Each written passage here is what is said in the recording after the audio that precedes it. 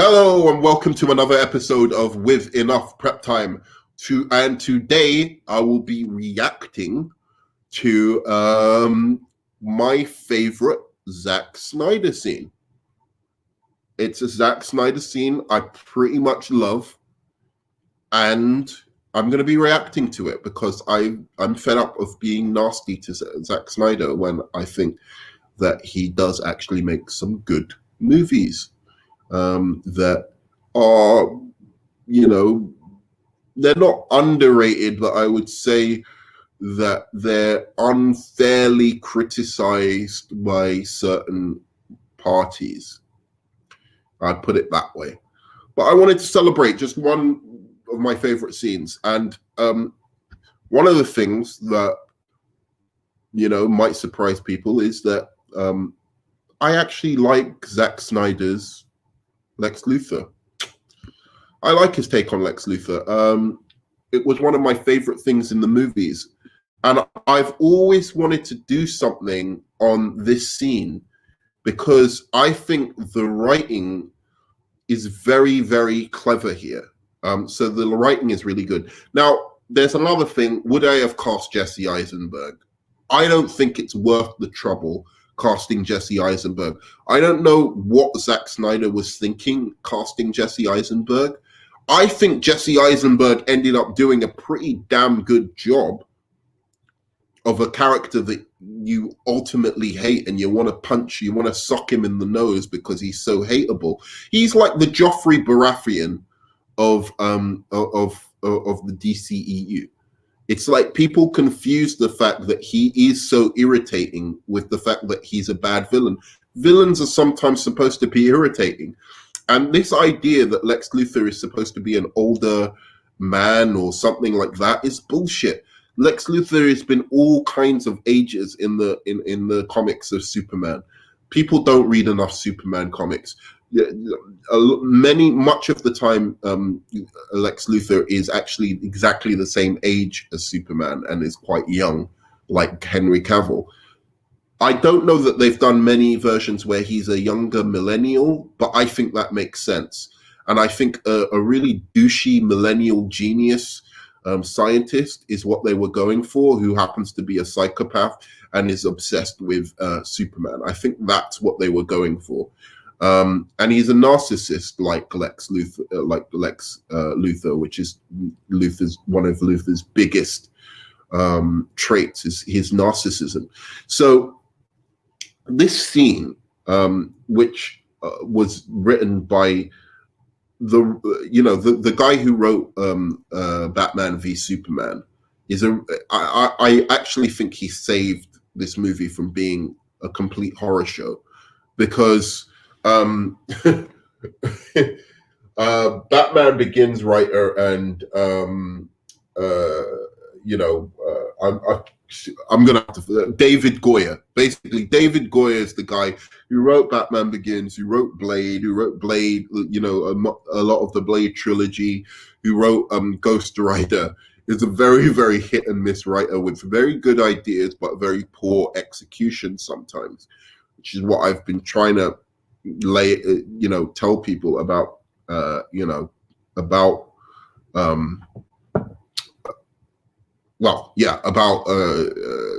Man of Steel script for a long time. There are things that are great about Man of Steel, but the script is not one of them. This script is interesting because it's a bad script that has been written over or rewritten by a good writer, basically.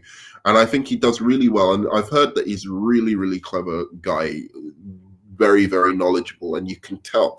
And one of the things I wanted to really look and interpret this scene with you guys, because I think it's one of the most underrated scenes in all of DC movie history. Basically, it's the scene on the helipad where Lex Luthor confronts both Lois Lane and then confronts Superman. So I'm going to break down why I love this scene so particularly, and then we'll talk about it.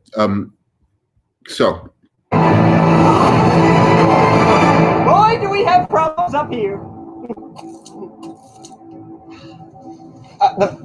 The problem.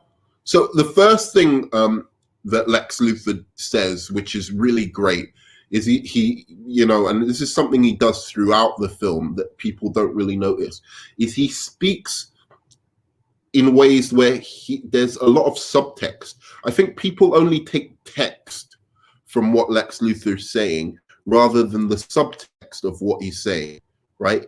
Everything he says is like a pun. It's like he means three things at the same time, which is what a genius would do. So this film doesn't bang you over the head that Lex Luthor is a genius. It just shows you in the way he talks about things. And yes, he is crazy, but I think he's not crazy in a Joker way. He's crazy in the sense that he's been driven insane by how intelligent he is. This guy's IQ is clearly off the charts. He's got like a fucking 300, something IQ where his thoughts are just racing at such a manic rate that he can barely get them out in speech. And I think that's the Lex Luthor they were going for. And I think that makes sense as an update to the character. So when he says, boy, do we have problems up here, he's not just using that phrase, but he means up here as in Superman above us. Superman is, boy, do we have problems up here. And then he continues. We have problems here. And to be fair, I don't even understand all of the references in this scene. There are certain references in this scene that that are even above my head. So I'm not trying to pretend to be smarter than everyone, but like there's really clever wordplay that Lex Luthor uses in this scene.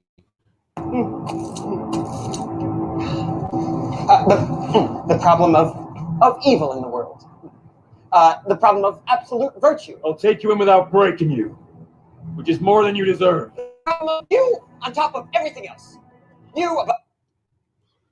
I mean, this is so clever. So first of all, he's giving you the reason why he's why he wants Superman dead. I don't know why he sends Batman after him. I don't know why he gives him the kryptonite or sets all of that up. I guess because the movie is called Batman v Superman. Lex Luthor's plan, it's doable. It's doable. It's usable. I mean, if you look at the complexity of Lex Luthor's plan, and then you compare that to the complexity of the Joker's plan in The Dark Knight, I don't see why people give Lex Luthor's plan so much of a hard time, but they don't give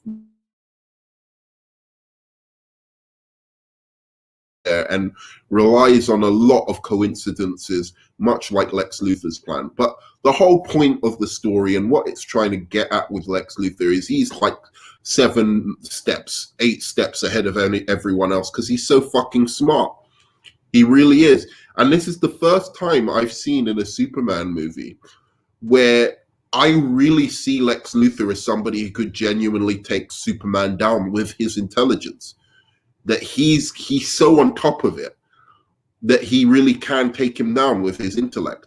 Now, should he have raised Doomsday from the dead like he did, like later on in the movie? Absolutely not. That was fucking stupid. That should have been Parasite. That would have been so much better if it was Parasite or Metallo. They could have got the guy with the legs chopped off or whatever who blows himself up in the Senate. Get him to be fucking Metallo. That would have made sense. Like Lex Luthor finds technology in the ship that allows him to create a robot, Metallo, and take on Superman, Wonder Woman, and all of those guys. Or even better, I would have said, turn him into Parasite. So Doomsday was a dumb idea. Killing off Superman was a dumb idea. They could have left Superman. You know what they could have done as a cliffhanger? Superman could have run into Parasite. Parasite sucks all the energy out of Superman, and then but Superman does whatever is needed to do to defeat him. And then you end the movie where you don't know if Superman's dead or not. And that could have surfaced as a similar thing. But nonetheless, up until this helipad scene, and Lex Luthor is a very compelling villain to me. Now, look at what he says here. The problem of you on top of everything else. right? So he's saying about Superman as a god flying above literally being above everyone else, but also being above them, like I suppose morally as well. You above all, because he's talking about him as the ultimate virtuous man. And again, here's the problem with BVS.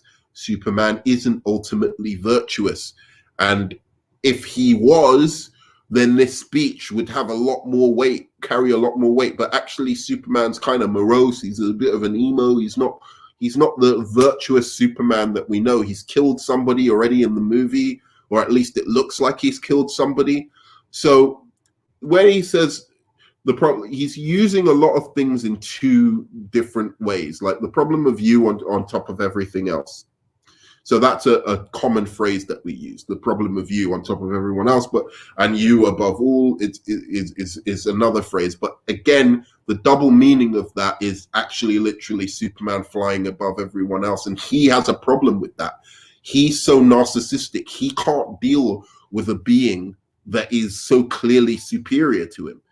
It doesn't compute for him that with his intellect, that he doesn't have the power that Superman has, that anything can be more powerful than his intellect and what he can do with his intellect, which is another reason why everything I like about the movie, I have to criticize about the movie a bit. Lex Luthor should have been a self-made man. He should not have been granted his company by his father. He should have been a self-made Lex Luthor. Like, if you want to do a Mark Zuckerberg Facebook genius, billionaire, like a modern day billionaire, then what you need to do is like go there and say this is a .com tech millionaire who's designed, like, make him a cross between Mark Zuckerberg and Elon Musk or something like that, like the two of them combined together, where he's some tech giant creating like all the newest technologies in the city of tomorrow, Metropolis, and he made his money himself because he's such a genius. Then again, all of this sense of his superiority over people, that he's and it would make sense as his enmity towards Batman or Bruce Wayne, who is just born into wealth. Here's a guy who made it by himself, and that would have made a lot more sense. But anyway,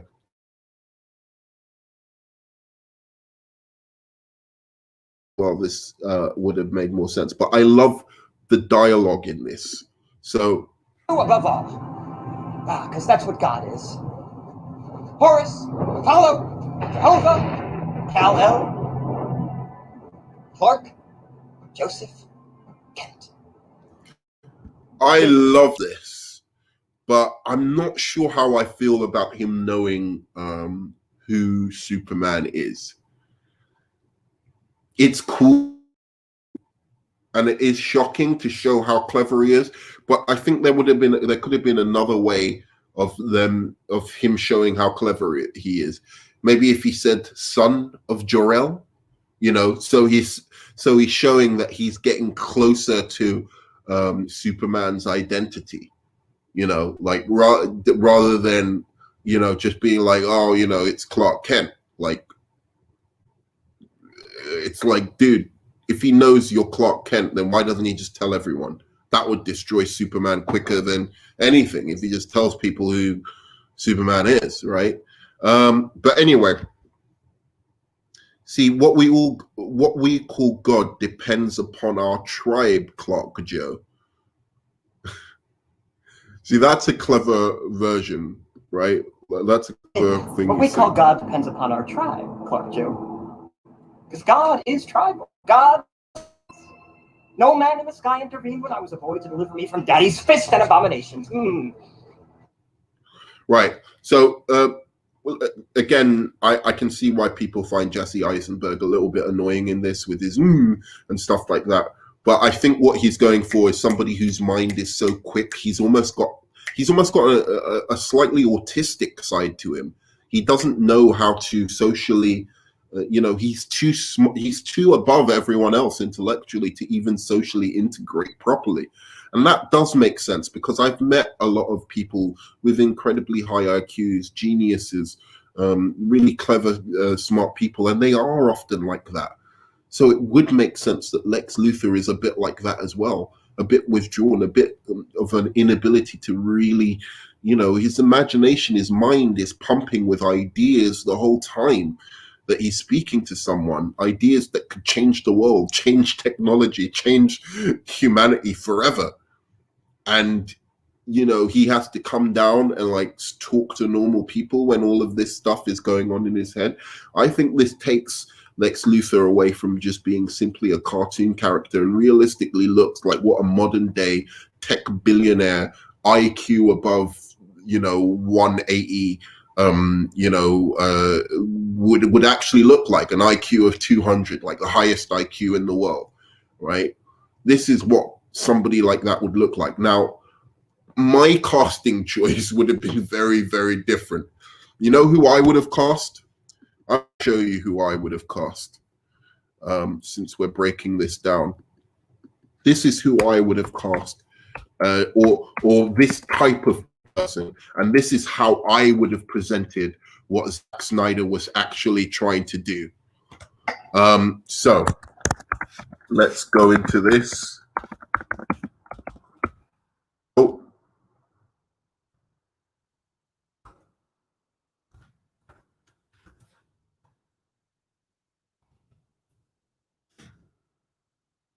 Oh.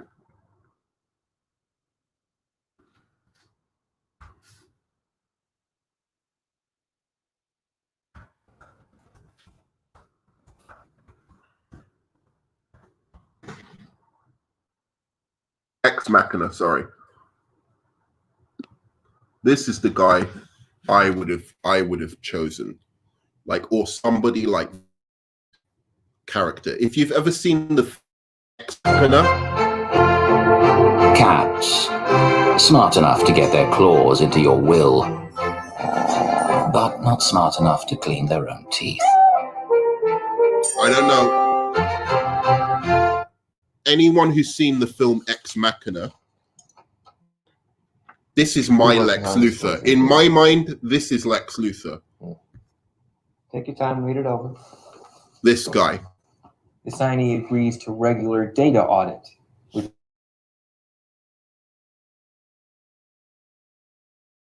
In public or private forums, using any means of communication, including I wish he had have not watched this limited to that movie which is instead of The disclosed Social orally Network.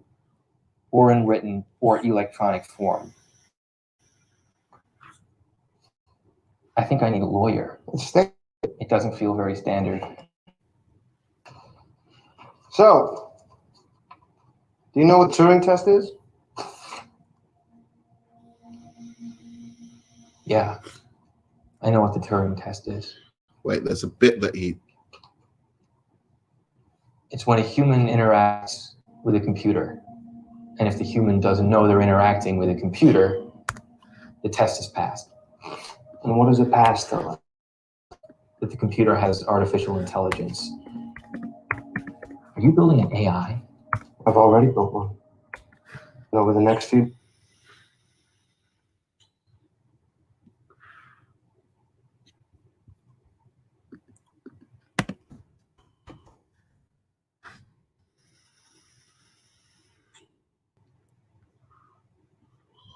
Where is it? I'm going to have to edit this. Yeah, this guy. This is the genius kind of millennial entitled prick that I think Lex Luthor should be. She's fascinating. When you talk to her, you're just through the looking glass. Through the looking glass, wow. You're good with words, Caleb. You're quotable. Actually, that's someone else's quote. You know, I wrote down that other line you came up with. The one about how if I've invented a machine with consciousness, I'm not a man, I'm God. I don't think that's exactly. I just thought, fuck, man, that is so good when we get to tell the story, you know? I turned to Caleb, and he looked up at me and he said, You're not a man, you're a god. Yeah, but I didn't say that. So, anyway, Do you see what I mean? Like, this guy could have done this, like a Lex Luthor that really carried the weight and gravitas of what Lex Luthor is. People see Lex Luthor as. He looks good bald as well, but at the same time done a young, more updated version of the character. So anyway, going back to this scene, I figured out way back. God is all powerful. He cannot be all good. If he is all good, then he cannot be all powerful. so this is Lex Luthor basically setting up the challenge of his motivation, which is kind of an existential, kind of more esoteric motivation than Lex Luthor usually has. But Lex Luthor has always kind of been like that as well, and if he's all good, then he can't be all powerful, and if he's all powerful, then he can't be all good, right? Like, he's talking about God, and he's saying that he does not trust Superman, or I don't even think he does. It's not even about trust. He hates Superman because he sees the utter contradiction in Superman. Again, this Superman would have been much more powerful, and this speech much more powerful, if you had a proper Superman. If you had a Superman who was virtuous, he doesn't have to be going around, but like somebody, who when he saves the girl in Mexico, you see that he's a hero, and he comes down and he smiles at the people, and they're all worshipping him as a god, but he's trying to smile and say, no, I'm just a human like you. I'm just a good guy who wants to help people. That would have been the kind of Superman where this speech really, really hit home and made sense. And obviously, Jesse Eisenberg, I get it. He's a bit annoying, right? Like, as a casting choice for this, but I think he's supposed to be irritating, annoying, somebody that we hate. And somebody, people hate, everyone does. When you meet somebody who's just clearly very, very smart, really, really intelligent, like, it's hard for your ego to really deal with that. So I think that this Lex Luthor triggers that in people, because he's somebody who clearly is very smart. And it's hard for you to deal with the fact that this guy's so much more intelligent than probably you. Probably me, and so you just want to hate him, because it's like, I can't deal with the idea of somebody more intelligent than me in the world, and who shows it off in such a hateful kind of an ostentatious way. Like, the way he shows off the prowess of his intellect is in a way that is very unbecoming. Be a little bit. People like clever people who are who have a little bit of humility, but this guy doesn't, so and he's not particularly attractive either, so in the classical kind of good-looking way. So again, all of that is quite annoying. And I wish Jesse Eisenberg, even if he had have just toned it down enough to just do a similar performance than the one he did in The Social Network, you would have got all of those sides of the autistic and all of this kind of aspects of Jesse Eisenberg, all of the aspects that this Lex Luthor is trying to bring out, but without like people being so annoyed by the performance. But again, and if he is all good, then he cannot be all powerful. So this is a very philosophical argument about the problem of evil, right? That he's stating. That Superman represents that problem to him. That, look, this guy, if he's all good, then he could change the world. If he's all good and is a god, right, and he's so powerful, then he could change the world so everything's better. But he doesn't. You didn't save me from my dad or anything like that. So you can't be all powerful. Right? If you're all good, you can't be all powerful, because if you're all good, if you're a virtuous man who was all powerful, then you would stop all the horrible things in the world from happening. But if you're, what's more terrifying is then if you're all powerful, and then, as he says, cannot be all powerful, and not can you be. He cannot be all powerful. All good. He cannot be all good. if God is all powerful, he cannot be all good, right? And if he is all powerful, and if he cannot be all good, right? So either Henry Cavill is all powerful, and then but he's flawed. Sorry, Superman is all powerful, but then he's flawed. And if he's flawed and he's all powerful, if he can make mistakes, if he's got elements of darkness in him, then he's really dangerous. And that's what Lex Luthor's kind of trying to bring out. I don't think Lex Luthor particularly cares about that aspect of the hypocrisy or contradiction of Superman. I don't think he cares. I think he'd like a Superman who is more corrupt, but it's having a virtuous Superman that really, really bothers him. So he's trying to prove something. He's all good, and he cannot be all powerful. Now, obviously, one thing that you can say about all of this is like this is more Snyder dealing with this theological universe kind of nonsense, and maybe, but at least it was going for something a bit more interesting than your typical villain in these movies, and trying to come up with existential philosophical questions as to about the nature of Superman's existence. Again, would have been better if Superman was in the movie, because then all of this would have been a lot more meaningful. And neither can you be. They need to see the fraud you are with their eyes. The blood on your hands. Where have you gone tonight? The blood on your hands. So the blood on Superman's hands, basically, and he's going to set Superman up. And what he's been doing constantly is setting Superman up by showing, look, this guy is all powerful, but bad things still happen, even when he's right there. So he's letting those things happen. Like when the Senate explodes, it's basically Lex Luthor saying, look, he's completely indifferent, right? Like he could have saved these people.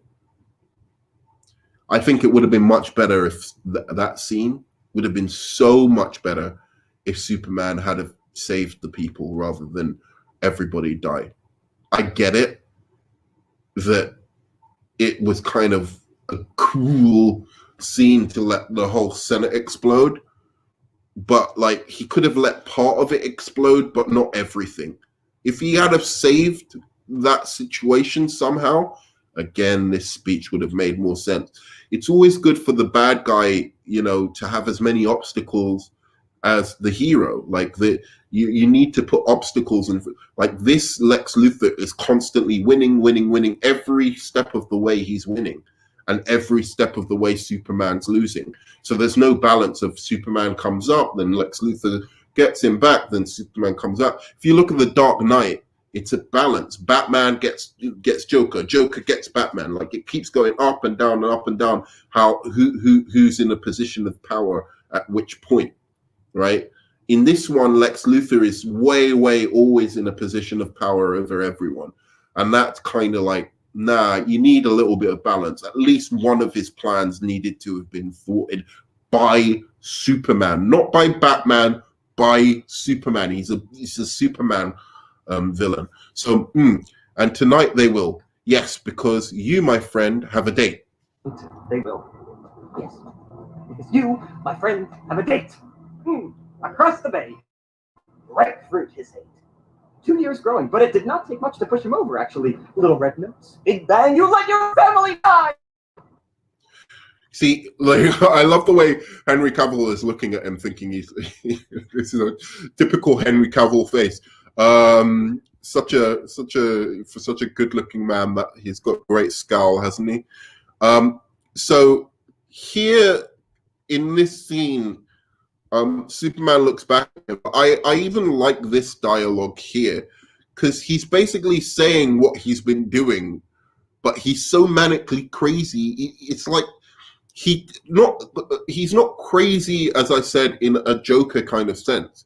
He's crazy in a sense that he's so intelligent and so kind of autistic in a way that he doesn't understand that people don't know what he's talking about. Like Little Red Notes, Big Bang, you let your family die. He's talking about obviously Little Red Notes, the Little Red Notes he's been sending him. The Big Bang was at the Senate, and then you let your family die, which was basically, I don't know how Lex Luthor knows this, but you let your family die was basically the note that he sent to Bruce Wayne, which has got him angrier and angrier with Superman. He's been setting up this feud between him and Superman, which I don't think should have been Lex Luthor's plan. I think Lex Luthor's plan purely should have been, I want to kill Superman, right? And I think Batman should have just stolen the kryptonite, just straight up stolen it. It's nothing to do with Lex Luthor planning any shit. It's just he stole the kryptonite. And I think that that would have been better. That would have been better. I don't know how then you would have had to have Superman face Batman somehow. I don't know how.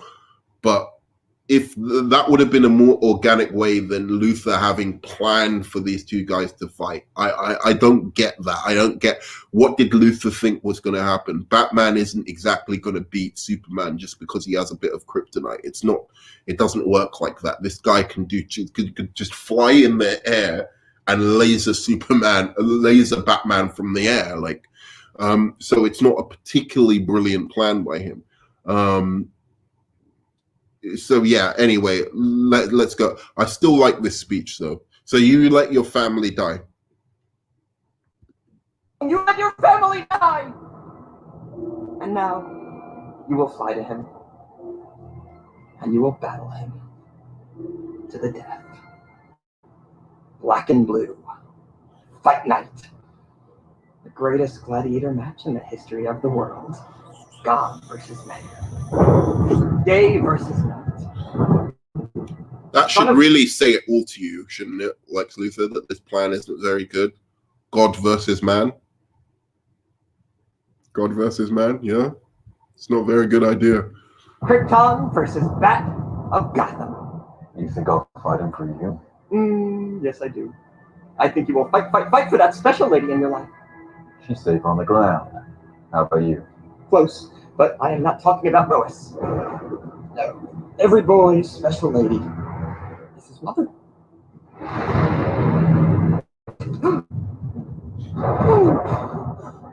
Martha. The mother of a flying demon must be a witch. It's obviously reference to the Salem witch trials and the punishment for witches. What is it? Death by fire. So he's threatening to leave her in flames. That's right. Death by fire.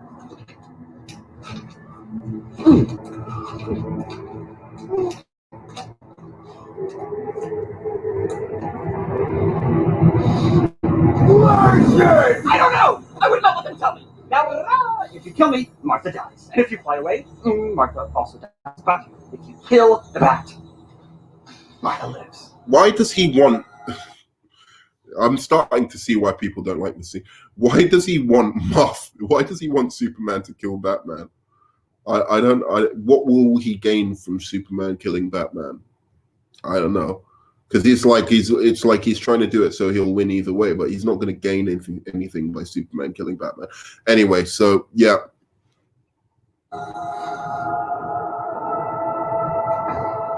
There we go.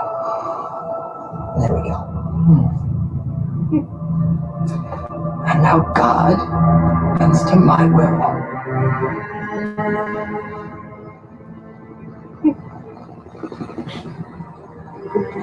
Now the cameras are raiding your ship for the world to see the holes in the holy. Yes, the Almighty comes clean about how dirty he is when it counts. To save Martha, bring me the head of the bat. Oh, that's the reason I like this as well. Mother of God. Would you look at the time? So Mother of God is again the references to Martha Kent being the Mother of God. And then would you look at the time? But again, it's kind of like it's I like the performance. I still like the kind of speech. But again, you're kind of like, why are you, that doesn't really hang together as well. Like, so you want Batman. I don't get it. So he wants Batman. He wants Superman to kill Batman so he can show the world that Superman is not the good person that he says he is. But do people even know who Batman is? And isn't Batman been going around killing loads of people? So if Superman brings him to justice, it's kind of like, did he really do something wrong? I mean, he's already killed a terrorist. He's killed Zod.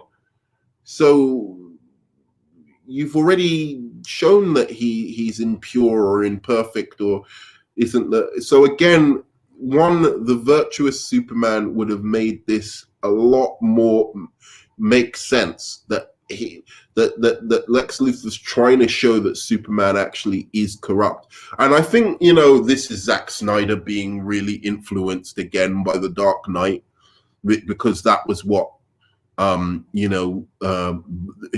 he's such a, like, that was what Chris Nolan was trying to do in The Dark Knight. The Joker was trying to show that Batman can be corrupted effectively, and Batman proves that he can't be corrupted because he doesn't kill. But like, that makes sense because Batman hasn't been corrupted before. He hasn't killed anybody up until then, so he hasn't broken his rules. So if the Joker can get Batman to break his rules, then he would have won. In this one, Superman's already broken the rules that make him Superman, so he's already shown to be corrupt. He doesn't need to be shown to be any more corrupt. He just needs to go back and find, images of Superman executing terrorists or whoever else Superman has decided to just unilaterally go in and execute. So again, a real Superman would have made this movie better. Would you look at the time when you came here? You had an hour.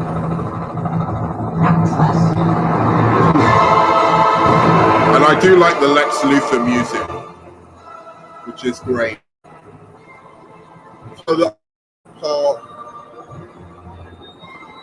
the other part of this scene, which is I think the superior part is Lois on the helipad, where he really does a lot of the references that that I was talking about. Ooh, no.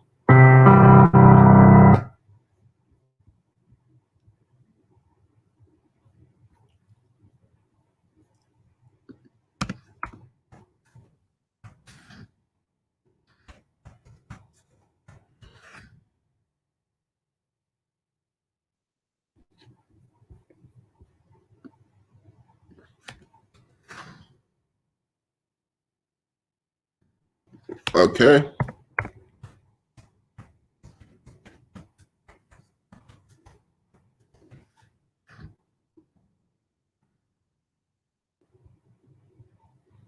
Okay, suddenly the Lois Lane scene isn't. Here we go. Superman saves Lois. So now streaming. I'm not supposed to be here. Can you help me get back? Why? Earth is boring. You're missing out on the joys of...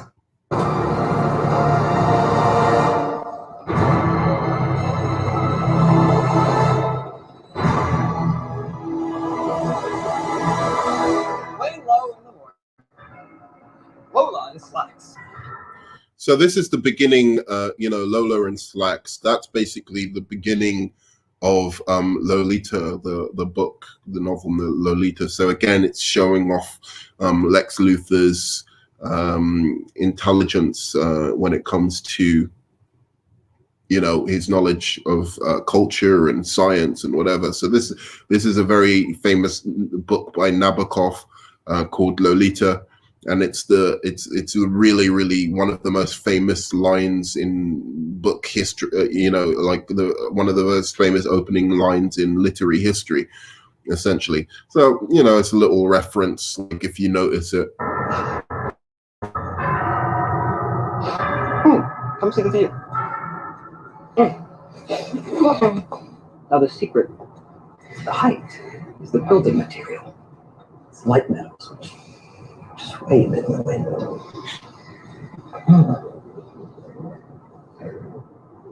I knew something about Lexicor metals touching this thing. I've proven what you've done. Oh, you're feisty. See, this is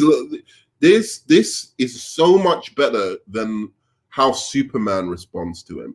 There's no back and forth between him and Superman. With Lois Lane, whatever you want to say about Amy Adams, I thought she did a more decent performance in this than in A Man of Steel, where she was just a damsel in distress. Here, she's actually investigating stuff. She found the bullet. It's a bit of a weird, circuitous, it's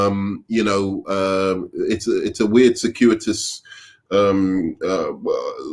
side plot or B plot. But nonetheless, she's doing something. She's very active, and she's sassy in this. She's much more sassy. She's the Lois Lane we know, and she talks back to Lex Luthor. She has that back and forth with Lex Luthor that you know from the comics.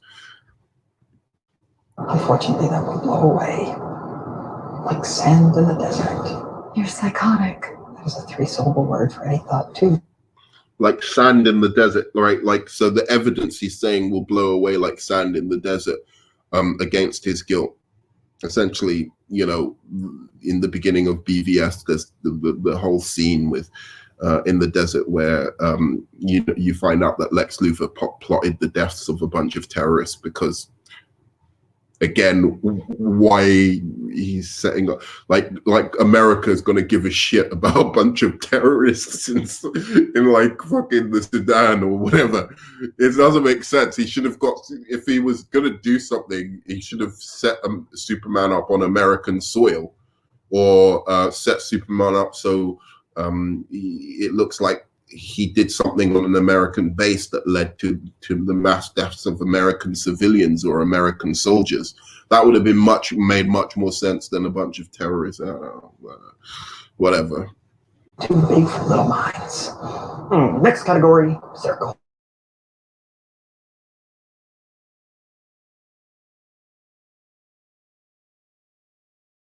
Euclid's triangle inequality. The shortest distance between any 2 points is a straight path. So again, obviously, the reference here. Again, it's just his mind is filled with so much information that he's always kind of referencing these things where there's a kind of double meaning to it. And then you can see, again,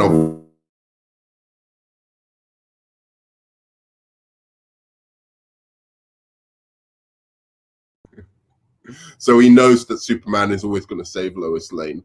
And he obviously, I like that line, like a pretty little road called Lois Lane. It's a very clever little pun and play on words. So anyway, that's my reaction to the helipad scene. Actually, watching it again, because I haven't seen it. I saw it, I guess, relatively recently. But now watching it and talking over it again, it's hard for me to say this, but I do see the problems with it, and I see the problems with Jesse Eisenberg as well. I would have so much preferred somebody like this, exactly like this. He could have looked exactly like this playing Lex Luthor. You're impressed. Yes. Although there's a qualification to you being impressed? No, there's no qualification to her. It's just in a Turing test.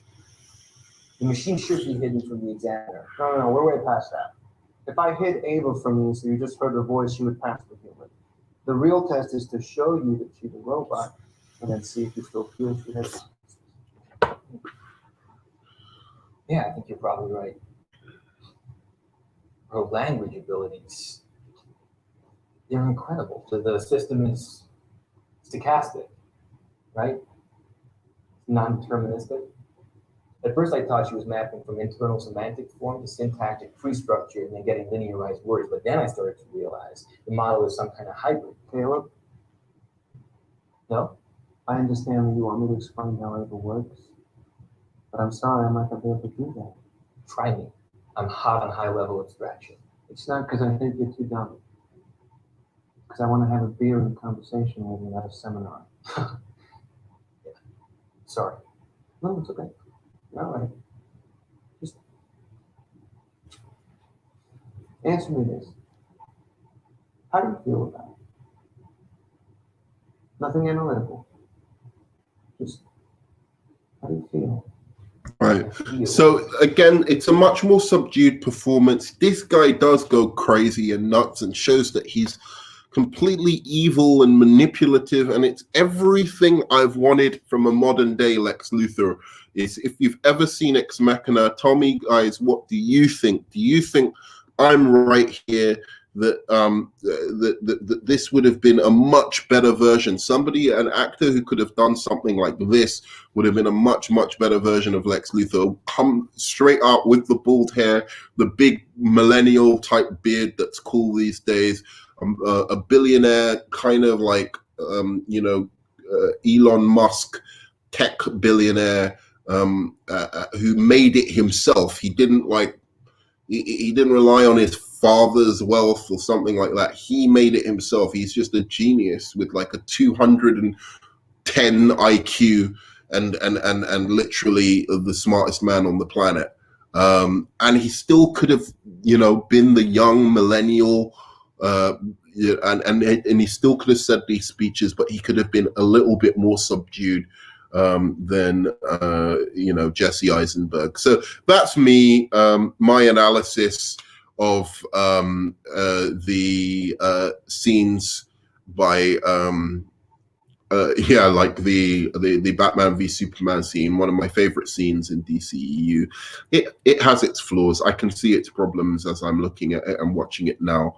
But I still, for the most part, I don't think Lex Luthor is a bigger problem apart from the casting. I don't think the concept of this Lex Luthor, and I don't think the dialogue of this Lex Luthor is particularly bad.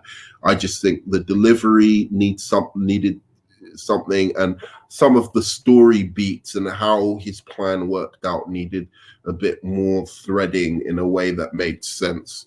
So that's me. Thanks so much. Have a good one.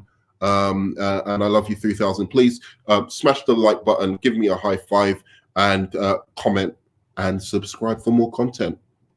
Thanks so much. Bye.